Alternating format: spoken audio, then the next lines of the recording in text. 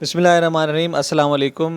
मैं हूं आपका होस्ट इरफान हैदर। उम्मीद करता हूं आप खैरियत से होंगे। ख़वातीन व हज़रात, आज हम जिस टॉपिक पे बात करने चले हैं वो आजकल की बढ़ती हुई महंगाई है, जिसको काउंटर करने के लिए हर बंदे को अपना अपना हिस्सा मिलाना पड़ेगा।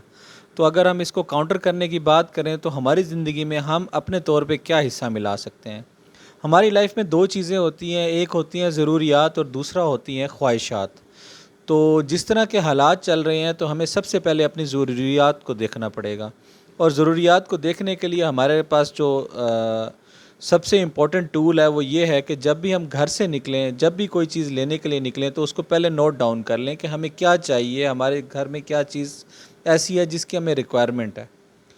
कभी भी हम जब बाहर जाते हैं किसी भी शॉपिंग मॉल में या किसी भी शॉप पे, तो वहाँ पे हम इस चीज़ की तमीज़ करना भूल जाते हैं कि क्या चीज़ हमारी ज़रूरत की है और क्या चीज़ हमारी ख्वाहिश की है।